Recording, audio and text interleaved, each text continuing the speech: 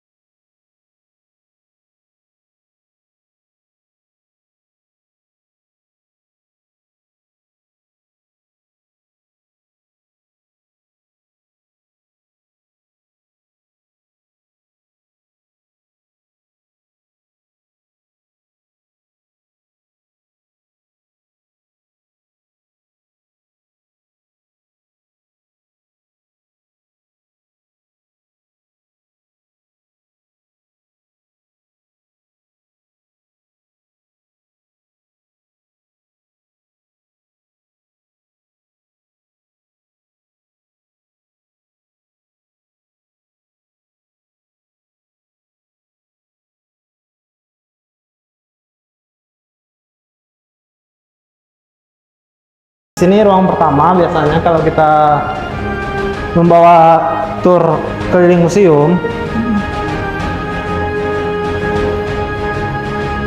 Ini isinya tentang perjalanan sejarah berarti ya? iya, jadi ini dimulai masa menjelang proklamasi, kita sebut ruangannya.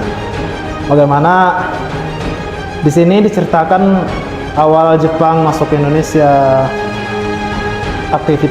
aktivitas Jepang di Indonesia gitu. Dan salah satunya yaitu pembentukan PPU PKI dan PKI. Yang pertama jajah kita Belanda ya? Iya, Belanda. Habis Belanda baru ke Jepang. Iya, benar. Nah pas dalam masa Jepang itu mengaku kalah. Yang tadi bilang kalah itu ke siapa? Awalnya Belanda yang tergabung dalam blok sekutu. Jadi meletuslah perang dunia kedua itu. Ternyata sekutu kalah oleh Jepang setelah Pearl Harbor, pangkalan militer Amerika Serikat diserang oleh Jepang. Akhirnya sekutu menyerah ke Jepang. Lalu Jepang masuk ke Indonesia di tahun 1942 setelah mengalahkan Belanda yang ketika itu ada di Indonesia. Nah, ternyata sekutu yang telah dikalahkan oleh Jepang malah balik menyerang Jepang. Begitu? Iya, puncaknya itu di tanggal 6 Agustus 1945 sama 9 Agustus. Ketika dua kota besar Jepang ya? Ada bom atom di Hiroshima dan Nagasaki ketika itu. Nah, karena di sini jatuh korban lebih dari 200.000 orang, makanya Jepang menyerah lagi pada sekutu gitu. Jadi Jepang menyerahnya pada sekutu. Lalu, nah dalam masa waktu 3 hari itu nih, Indonesia mengambil momentum ya. Iya, karena memang golongan muda berpikir mending momentum ini dimanfaatkan daripada nanti sekutu keburu datang. Iya, luar biasa. Nah, ini rumah Rengas Dengklok yang itu, yang tadi diceritain. Ruangan kedua. Ini kamar mandinya ya? Kamar mandi ya. Nah, kalau di sini menceritakan tentang salah satu koleksi di ruangan ini adalah piringan hitam. Nah, menarik juga nih, karena ternyata suara Bung Karno yang membacakan naskah proklamasi itu bukan direkam pada saat peristiwa proklamasi. Oh gitu? Iya. Suara Bung Karno itu malah direkam ulang 6 tahun setelah proklamasi. Oh, dipakai ini? Iya, pakai piringan hitam ini. Nah, waktu itu di radio RRI, Bapak Yusuf Ronodipuro yang membuat ide untuk merekam lagi suara Bung Karno, dan direkam pakai piringan hitam ini. Yang kalau kita ke Monas tuh didengerin tuh suaranya. Iya, sebenarnya di sini juga ada, Bu, tapi sering berisik jadi. Oh iya ya. Nah, ini tasnya Bung Karno nih?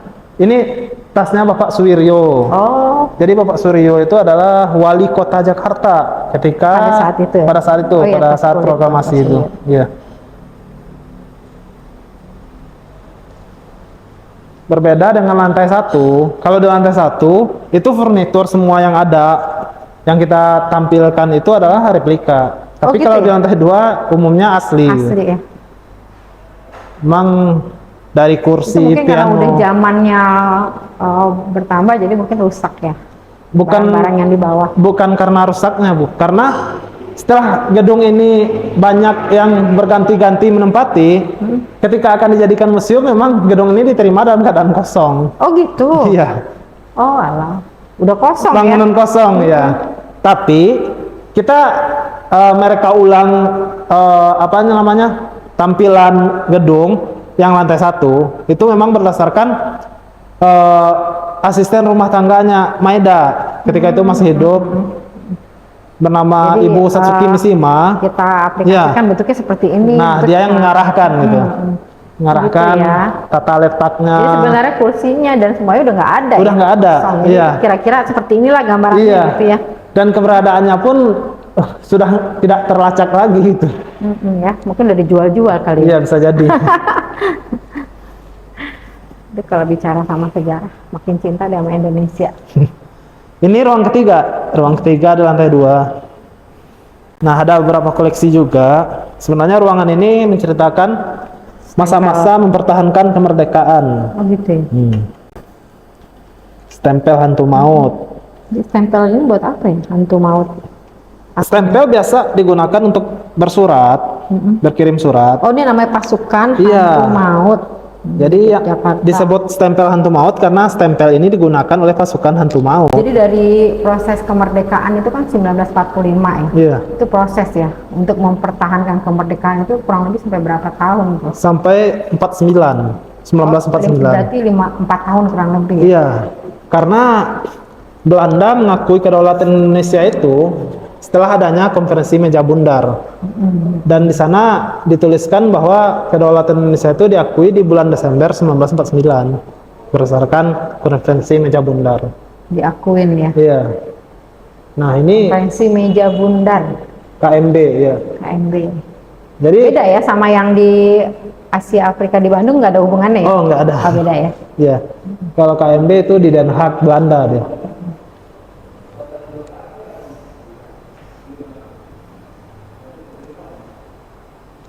Di situ ada polemik macam-macam ya sampai tahun Oktober 1965 ya. Iya. Kalau kita SPKI. lebih membahas biasanya rentang waktunya batasnya memang sampai 49. Dan di sini pun memang menceritakan pertempuran yang terjadi dalam mempertahankan kemerdekaan Iya. juga.